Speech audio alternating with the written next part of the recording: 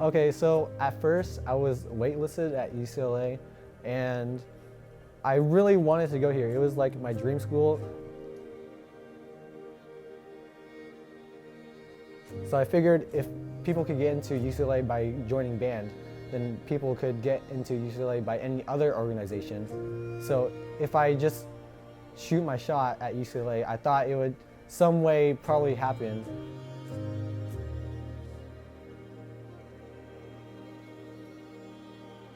I just thought that they would see me as a good player, but I didn't think it would happen this way where basically they gave everything to me. Like gave me so much support, like even like not just getting me in here, but like providing the things I need for the future as a competitive player. My name is Dillon Leduc and I play Hearthstone at UCLA Esports. I would make these small goals every night to reach a certain rank, and then I wouldn't go to sleep until I either reached that goal or like fell very far behind that I couldn't reach it that night. So I eventually like lost some sleep because of that, but it ultimately made me like a go-getter just to get that one goal for that night and to just keep going until I basically do or die.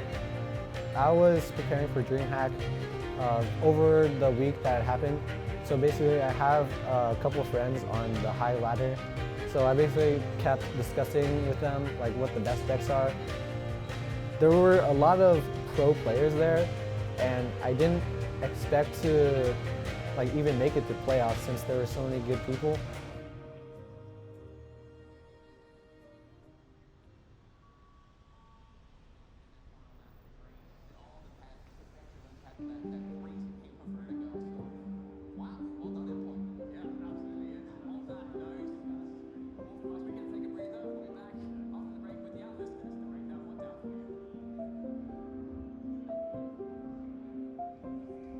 At first, I was just worried that the top 8 was so small, but then it turned out that there weren't as many people who showed up. So I was just worried about not making it into playoffs, but I knew I had the potential. So that's what makes it worse, is like if you know you can do it, but then you don't do it, then that's when you get worried. Day 1 was pretty good. I went 3-1. I only lost to one of the pro players and beat everybody who wasn't a pro, basically. So it wasn't until day 2 where I started facing much harder opponents. We've seen Molstar able to freely use his life total to try to keep that vice-like grip on board control without worrying about just running out of life while doing it. Looks like this is 10 damage coming out from Molstar, going to put his opponent down to 3 life. Oh wait, this is, oh, sorry. Yes. Oh no, it was 2. Oh yeah, the hero power. Yep. That is that extra bit of damage. Game exact. Set. At the beginning of day 2, I was placed probably like 8th place, so which was on track to make it to playoffs. So I knew I would just have to go 2-2 to make it to playoffs. Day 2, I faced Flamekilla, Killing All Day, another pro, Just Sayin, which is a grandmaster. After the first 3 games, I was 1-2, so I knew I needed to win that last game, and it turned out to be against Just Sayin, the Hearthstone grandmaster. So going into that, I was very like indifferent though, because I knew that if I would lose, I would just say I lost to one of the best players, but if I win, I would be like, I beat one of the best players in the game.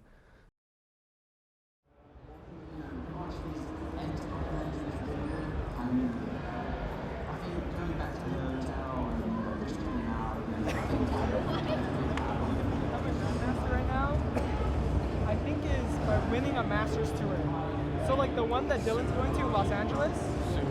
Yeah. Like the one in March-ish, right? The one that Dillon's going to. If you place top 2 in that tournament and you aren't a Grandmaster, so the 2 best playing players that aren't already a Grandmaster get an invite to Grandmasters. So it's kind of like, you know. The most memorable game was my mage versus his rogue, and he had early tempo, and like the biggest play of the game was on turn 7 where I played Zephyrus, and played Brawl against like a 6-minion board.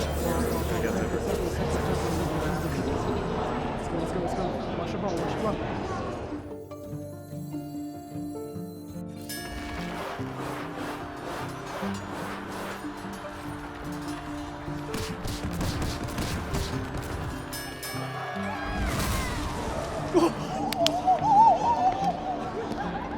And eventually my Zephyrus won, and everybody around me was going crazy because that's like a 14% chance of happening. And eventually, like because of that, I played Luna's Pocket Galaxy on 7 or 8, and I just like kept drawing like what I needed to win. So at that point, like by turn 7 or 8, like I was feeling good about it. So I knew eventually that I would win late game, so that's why like I had a good feeling about it, like over game 5.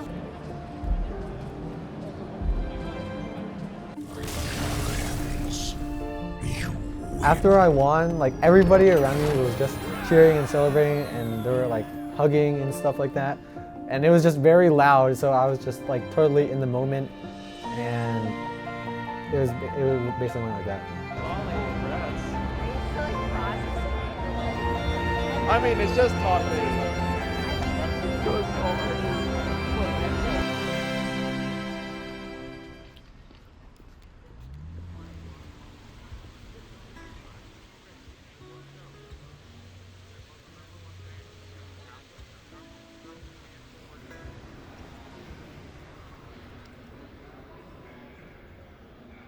On the last day, I was just worried that it could have been like a 1 game and done, but eventually like my match was delayed to the second match of the day, so I basically had a break. At that point, like I got myself together. I was super excited that I made it to the last day, but I knew that it wasn't over yet. I was still worried against Chosen because he was the second seed of the tournament. Like players can have like their different days, I guess, and just play better some days. So I was just worried because I knew that there was a chance of losing and it could basically go either way. I mean, that's a huge development turn for Molestar, and Chosen once again is going to have to play some defense. That's a pyroblast in the hands of, or maybe they might be tiny hands. Right, that's right. Kron. However, that's right. He had enough mana to hero power. Oh my gosh. That is 13 damage burst. I mean, so Chosen knows 15 damage is coming in at the very least. This has to be a Drenching. It's a Hail Mary for a board clear, and he only gets 1 dragon, so it's even. It had to be a Nazari there. Yeah. Oh, the Mirror Entity. Oh, that's right, the Mirror Entity. It generates another 8/8 for Chosen. Deathwing the Mad Aspect. All right, let's see. Oh Mad Aspect can't attack his own Alexstrasza first. He did remove a lot of it. Not Storm. Okay, that was a great result for Molestar. Okay, Tortolan Pilgrim and Power of Creation discarded. And now, if this is Silence on his own Ziliax, he can't even heal. Taunt. Okay, if Zephyrus gives... No, that's going to be game. Even if it's a Soulfire, that is not enough damage. That would be 6 damage Soulfire. Wow. These 5 damage on the board plus 6 damage from the Soulfire would not be enough. What a game! 18 damage plus on the board. 2 in hand. And it looks like we did draw. If any of those are eviscerated. Yeah, that's Leroy Jenkins. That is in hand. That is going to be game. Molestar completely sweeps Chosen. What a series for the UCLA Esports, and Molestar pulling off the victory. A decisive match versus Chosen. Yeah, just after Chosen, I had to play against Flamekiller, which was another very good Hearthstone player. Point at a rogue and go, boom. You're dead. And you're dead. Flame Killer getting the win with that Highlander Mage. I assume this is a game-winning play. That is a lot of damage on board. I believe in the... Shadow Step Leroy, there it is. We got there, team. Flame Killer with another explosive dragon turn coming from this expansion. Absolutely destroying Molestar's hopes and dreams. I feel like I could have done a reverse sweep because his deck was Warlock, which is like the least played deck probably. so I knew I had the chance to reverse sweep.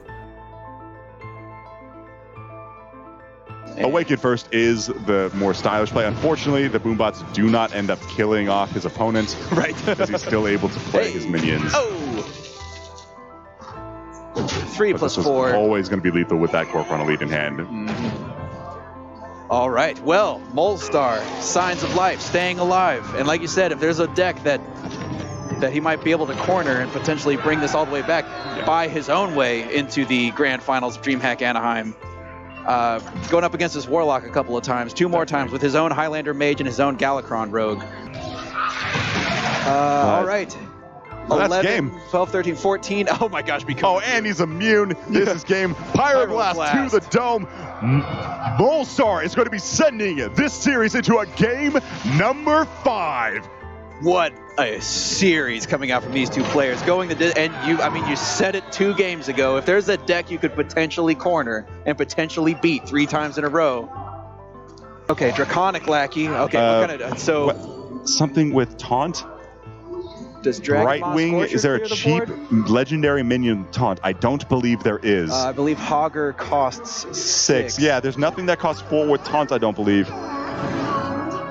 Flip it into Sploop. Wait a minute. No, that's game. He has 2 health. He has 2 health. Oh, that's it. That means wow. Flamekiller is going on to the finals against Fitzy after what an amazing series. Game number 5 against Molestar, down to the wire, and the Warlock pulls off the victory.